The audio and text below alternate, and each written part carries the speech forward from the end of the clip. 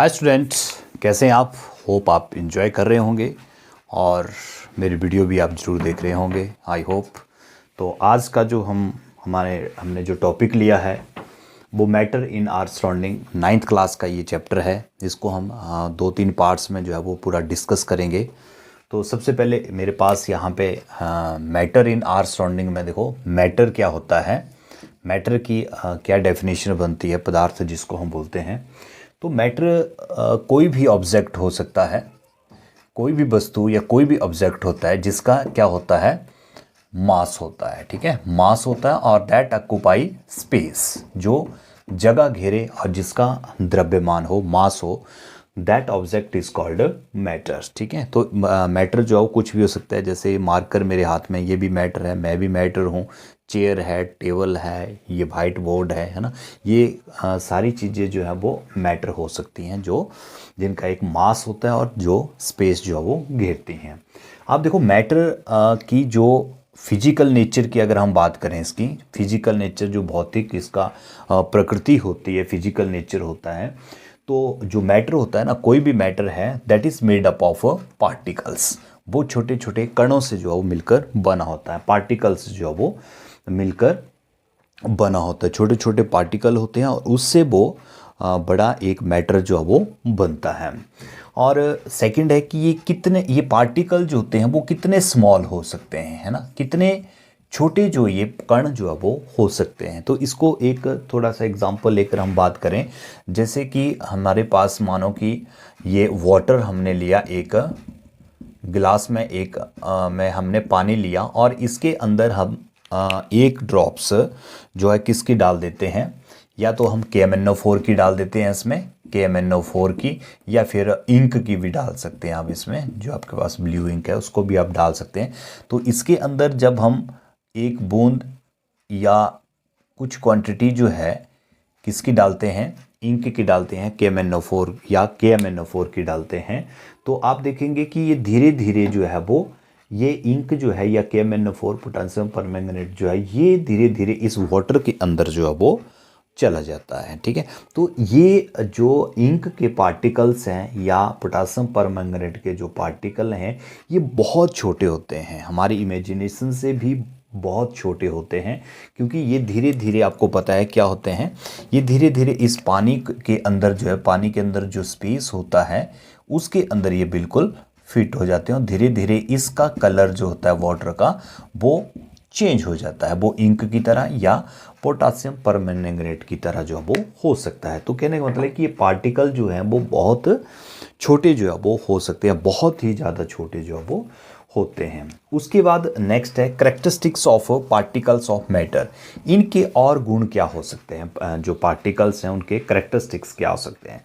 तो देखो सबसे पहले क्या होता है कि कोई भी पार्टिकल हैं, जैसे इस तरह से पार्टिकल हैं, तो ये बोलता है कि इनके बीच में क्या होता है, स्पेस होता है, जगह जो है इनके बीच में हमेशा होती है। इसको आप एक एग्जांपल लेके हम कर सकते हैं कि जैसे हमारे पास वाटर है, एक गिलास में वैसे ही हमने पानी लिया और इसके अंदर हमने क्या डाल दिया, शुगर डाल दी। तो आप देखते हैं कि ये जो शुगर होती है धीरे धीरे उस पानी के अंदर जो है वो डिज़ोल्व हो जाती है ना, या मिल्क के अंदर जो वो शुगर जो वो डिज़ोल्व हो जाती है, घुल जाती है।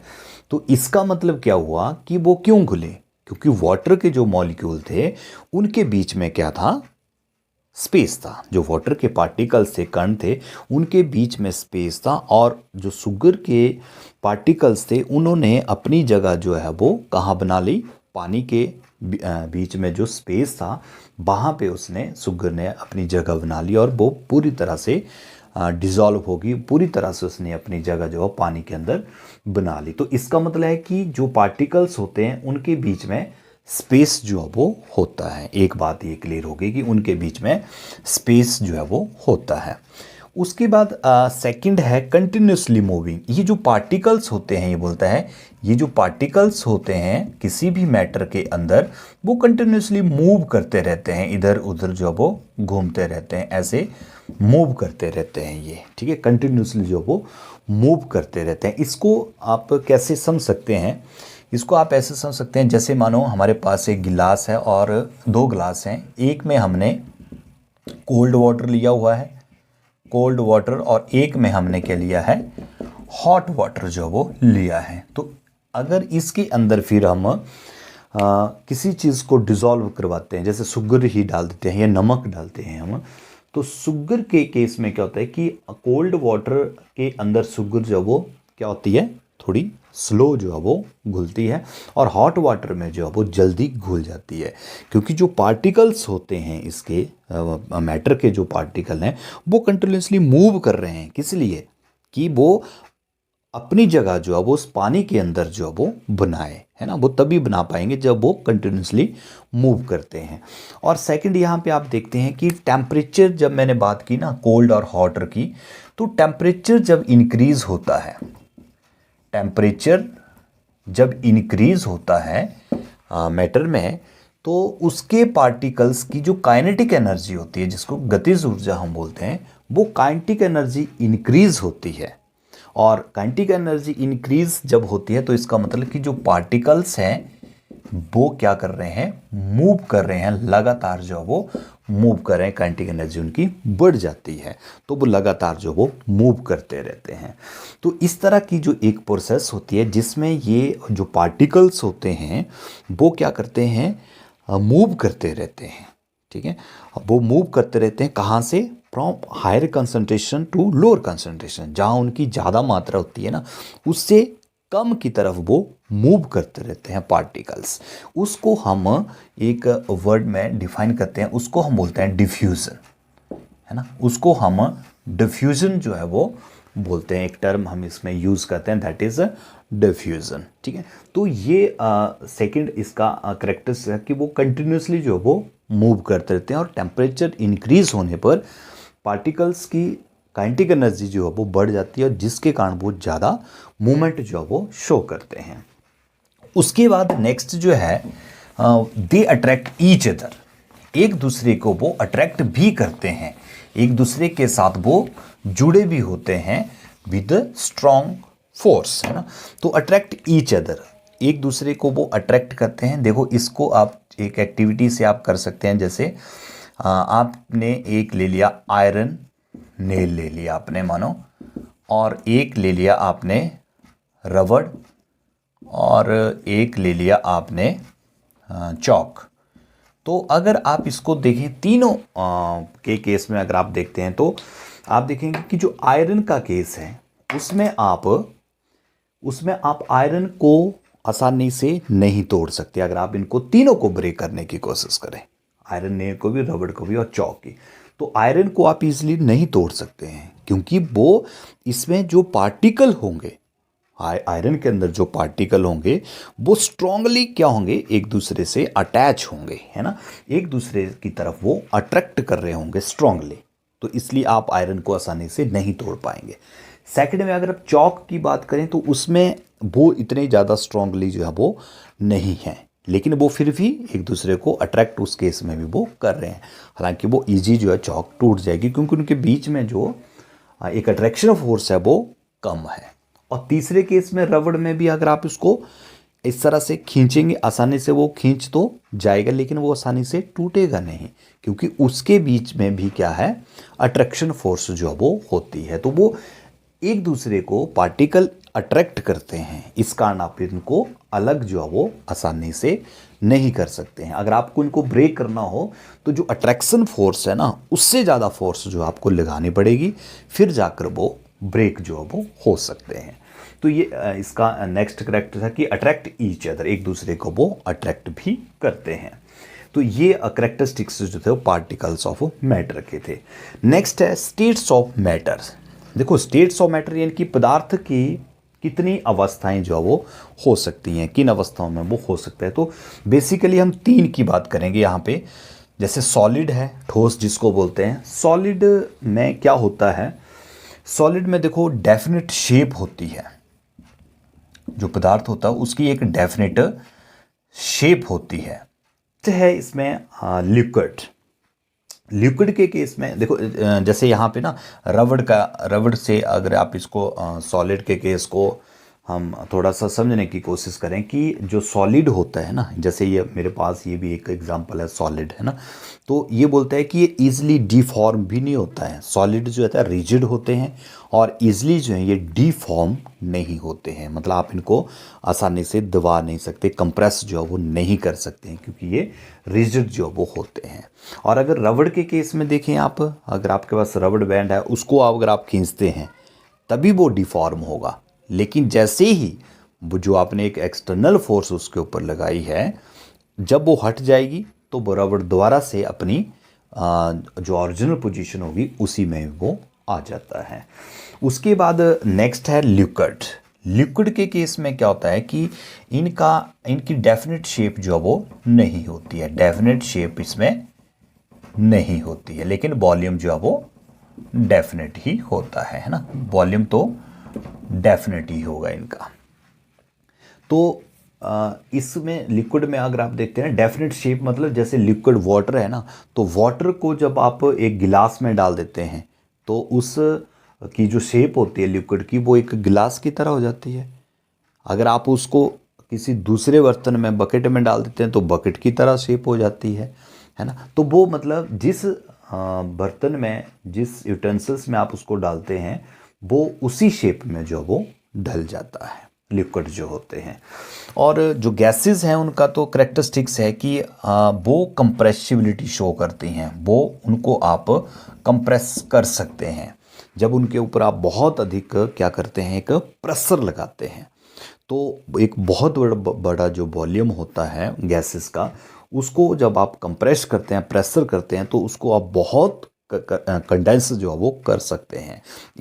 यही हम करते हैं। जैसे हमारे पास एलपीजी होता है या सीएनजी के केस में हम ऐसे करते हैं कि बहुत ज़्यादा वॉल्यूम होता है, उसमें बहुत ज़्यादा मात्रा हमारे पास गैसेस की होती है, लेकिन हम उसको क्या करते हैं, कंप्रेस करते हैं, और इतनी सारी जो गैस होती है उसको सिर्फ एक छोटे से सिलेंडर में हम उसको भर सकते हैं। तो ये गैसेस का जो है एक करेक्टरिस्टिक्स होता है कि वो कंप्रेसिबिलिटी जो है वो शो करती है, जबकि सॉलिड जो है वो कंप्रेसिबिलिटी शो नहीं करते हैं ना। और दूसरा, अगर हम सॉलिड, लिक्विड और गैसेस के देखें तो सॉलिड में क्या होता है, ये जो पार्टिकल्स होते हैं ये एक दूसरे के काफ़ी नज़दीक होते हैं इस तरह से, और इनके बीच जो स्पेस होता है वो बहुत कम होता है। लेकिन अगर आप किस में देखें, लिक्विड में देखें, लिक्विड के केस में क्या होता है कि पार्टिकल्स के बीच में स्पेस ज़्यादा होता है एज कंपेरिजन टू सॉलिड। और गैसेस में अगर आप देखते हैं तो गैसेस में तो बहुत ज़्यादा स्पेस जो वो होता है, और ये पार्टिकल जो होते हैं वो इधर उधर जो वो मूव कर रहे होते हैं, बहुत इनके बीच में जो स्पेस जो वो होता है। तो ये बेसिकली जो है इनके बीच में डिफरेंस है सॉलिड, लिक्विड और गैसेस के बीच में। ठीक है, तो नेक्स्ट है हमारे पास can matter change its state. ये है कि क्या मैटर अपनी जो स्टेट है ना, स्टेट मतलब उसकी जो पोजीशन है, जैसे सॉलिड से लिक्विड या लिक्विड से गैस, क्या वो उसको चेंज कर सकता है कि नहीं कर सकता है। ठीक है, तो यहाँ पे अगर आप देखेंगे effect of change of temperature, जब मैंने आपको पहले बताया कि अगर टेम्परेचर अगर बढ़ता है, जब हम टेम्परेचर को इंक्रीज करते हैं तो टेम्परेचर के इंक्रीज होने से क्या होता है, काइनेटिक एनर्जी भी इंक्रीज होती है ना।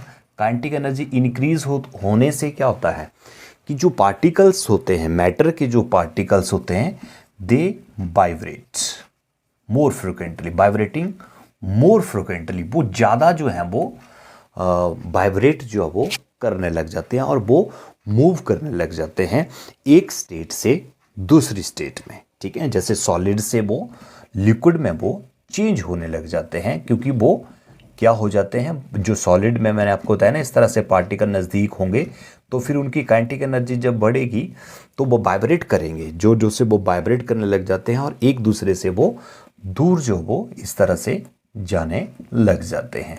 ठीक है, तो जिस पॉइंट के ऊपर ये जो सॉलिड होता है ये लिक्विड में बदल जाएगा, जिस पॉइंट के ऊपर सॉलिड जो है वो लिक्विड में बदल जाता है, उसको हम उसका क्या बोलते हैं, मेल्टिंग पॉइंट जो है वो हम उसको बोलते हैं, गलनांक जिसको हम बोल सकते हैं, मेल्टिंग पॉइंट जो वो बोल सकते हैं, जिस पॉइंट के ऊपर सॉलिड जो वो किस में चेंज होने लग जाता है, लिक्विड में चेंज होने लग जाता है। तो जैसे मेल्टिंग पॉइंट अगर आप आइस का देखेंगे, melting point of ice, ice का जो मेल्टिंग पॉइंट होता है वो होता है 273.16 kelvin, that is 0 degree Celsius. Celsius में 0 डिग्री होता है और केल्विन में अगर हम देखते हैं तो 273.16, इसको हम सिंपली जो है 273 ही मान के चलते हैं, सिंपल अगर हमने मानना हो तो। सॉलिड का जो सॉलिड को जब चेंज होता है, सॉलिड जब चेंज होता है लिक्विड में तो उसको हम फ्यूज़न भी बोलते हैं ना, फ्यूज़न भी हम उसको बोलते हैं, जिसमें सॉलिड जो है वो लिक्विड में चेंज हो जाता है। जैसे हम एग्जांपल के तौर पर आइस का एग्जांपल ले सकते हैं ना, आइस जो है वो किस में चेंज हो रही है, वाटर में, तो that process is also called fusion, उसको हम फ्यूज़न भी बोल सकते हैं। उसके बाद नेक्स्ट है मेरे पास व्हेन, एक क्वेश्चन है यहाँ पे, व्हेन अ सॉलिड मेल्ट, जब कोई सॉलिड जो है वो मेल्ट होता है, ठीक है, जब कोई सॉलिड मेल्ट होता है, जैसे हम आइस की बात करेंगे यहाँ पे कि आइस जो है वो मेल्ट हो रहा है किसमें, वाटर में, है ना, लिक्विड में वो चेंज हो रहा है। When solid melt its temperature remain same, तो इसका टेम्परेचर जो है वो सेम ही क्यों रहता है, वो बदलता क्यों नहीं है। So where does the heat away go, तो बोलता है कि जो हीट इसमें हम लगा रहे हैं, इसमें जो हीट लग रही है ना, इसमें हीट तो लग रही है तभी ये आइस जो है वो वाटर में जा रहा है, तो बोलता है कि ये हीट जो है वो कहाँ जाती है, ये हीट जो है वो कहाँ जाती है। तो देखो यहाँ पे एक बात है कि टेम्परेचर जो है वो, temperature doesn't increase, temperature increase नहीं होता है, टेम्परेचर जो है वो इंक्रीज नहीं होता है, कब तक, जब after melting point is reached, जब वो मेल्टिंग पॉइंट के ऊपर पहुंच जाता है तो टेम्परेचर जो है वो इंक्रीज जो है वो नहीं होता, उससे ज़्यादा वो इंक्रीज जो है वो टेम्परेचर नहीं होता है जब मेल्टिंग पॉइंट के ऊपर जो है वो आ जाता है। जैसे आइस का मेल्टिंग पॉइंट 0 डिग्री सेल्सियस है ना, तो उसके बाद टेम्परेचर जो है वो इंक्रीज नहीं होगा। अब इसमें अगर आप जो हीट दे रहे हैं, यहाँ से आप हीट दे रहे हैं, वो हीट बेसिकली क्या कर रही है, हीट कंटिन्यू वार्म कर रही है, या हीट का जो है वो कंटिन्यू जो बीकर है जिसमें आपने आइस को डाला हुआ है, उस बीकर को ही वो क्या कर रही है, हीट अप कर रही है, इस बीकर को ही वो हीट अप जो वो कर रही है, जो एनर्जी यहाँ पे होती है वो बीकर को ही हीट अप कर रही है। और जो ये हीट है, ये हीट किस में लग रही है, टू ब्रेक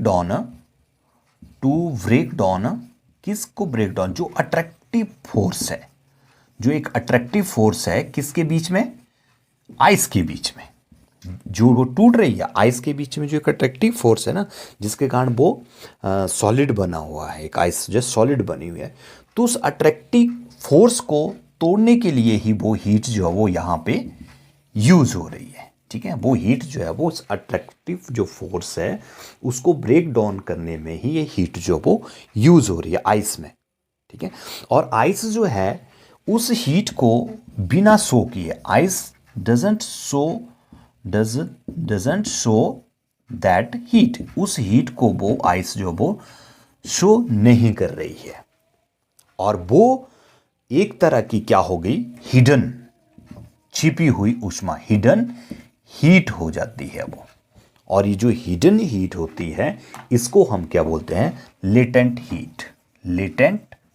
हीट जो है वो बोलते हैं, ठीक है। फिर से एक बात समझ लो कि जब आइस जो है ना वो पानी में चेंज हो रही है, आइस जो है वो पानी में चेंज हो रही है, तो यहाँ पे हीट तो इसमें लग रही है तभी वो पानी में चेंज हो रही है। अब बोलता है कि हीट अभी कहाँ जा रही है ये, तो बोलता है कि जब टेम्परेचर जो है वो इंक्रीज नहीं होता है, कब, after melting point is reached, जब मेल्टिंग पॉइंट के ऊपर वो मैटर जो वो आ जाता है तो उसके बाद टेम्परेचर इंक्रीज जो वो नहीं होता है। और जो हीट यहाँ पे लग रही है इस आइस को वाटर में बदलने के लिए, तो वो हीट क्या कर रही है, सिर्फ जो बीकर है, जो यूटेंसिल्स है, जो बर्तन है, जो गिलास है ना, वो हीट सिर्फ उस बीकर को ही हीट अप कर रही है, ठीक है। और वो एनर्जी एक तरह से कहाँ पे लग रही है, विदाउट सोइंग, बिना सो किए वो कहाँ लग रही है, सिर्फ जो अट्रैक्टिव फोर्स है ना आइस के बीच में, सॉलिड है ना आइस, तो उस अट्रैक्टिव फोर्स को ब्रेक डाउन करने में वो हीट जो है वो लग रही है, जिसके कारण आइस जो है वो ब्रेक डाउन हो रही है और वो पानी में जो है वो चेंज हो रही है। तो वो that doesn't show that heat, वो आइस जो है वो उस हीट को बिना शो किए ही क्या हो रही है, मेल्ट हो रही है वाटर में, ठीक है। तो that heat is hidden heat, एक तरह से वो गुप्त ऊष्मा है, हिडन हीट है, और उस हिडन हीट को ही मैंने क्या बोला, लेटेंट हीट जो वो बोला। तो एक गुप्त ऊष्मा जो है ये होती है, हिडन हीट जो वो होती है, ठीक है। तो ये था आपका when a solid melt its temperature remains same. Next है मेरे पास लेटेंट हीट ऑफ फ्यूजन। देखो लेटेंट हीट ऑफ फ्यूजन यहीं से निकलता है, ये कंसेप्ट भी यहीं से निकला है। लेटेंट हीट ऑफ फ्यूजन का मतलब क्या हुआ, एक तरह से आप समझो कि मानो मेरे पास 1 किलोग्राम सॉलिड है, तो इस 1 किलोग्राम सॉलिड को चेंज करने, किस में चेंज करना, मैंने लिक्विड में चेंज करना है। तो इसके लिए जो हीट चाहिए, इसके लिए जो लेटेंट हीट चाहिए 1 किलोग्राम सॉलिड को लिक्विड में चेंज करने के लिए, जो लेटेंट हीट की क्वांटिटी जो वो चाहिए, उसको मैं क्या बोलूँगा, latent heat of fusion. Latent heat of fusion, है ना, फ्यूजन वही आएगा ना, सॉलिड से हमने लिक्विड में चेंज करना है। तो उसके बाद बोलते हैं कि जो आइस के जो पार्टिकल होते हैं, ठीक है, आइस के जो पार्टिकल हैं, ऐसे समझो इसको, आइस के पार्टिकल हैं या वाटर के जो पार्टिकल हैं, इन दोनों में ये क्या बोलता है कि जो पार्टिकल किसके हैं, वाटर के जो पार्टिकल हैं, किस टेम्परेचर के ऊपर, 0 डिग्री सेल्सियस के ऊपर जो वाटर के पार्टिकल हैं, उनकी एनर्जी जो है वो ज़्यादा होती है, मोर एनर्जी होती है, इनके अंदर मोर एनर्जी, ज़्यादा एनर्जी होगी एज कंपेरिजन टू आइस, ठीक है, एज कंपेरिजन टू आइस। ये जो आइस है ना, इसके कंपेरिजन में इसकी एनर्जी जो होगी वाटर की वो ज़्यादा जो है वो होती है, ठीक है। तो इस चैप्टर को हम नेक्स्ट वीडियो में भी कंटिन्यू करेंगे, क्योंकि इसमें थोड़ा सा अभी और जो है वो कंसेप्ट बचते हैं। तो आज के लिए बस इतना करेंगे, नेक्स्ट वीडियो में हम इस चैप्टर को फिनिश कर देंगे। तो आज के लिए बस इतना ही, थैंक यू।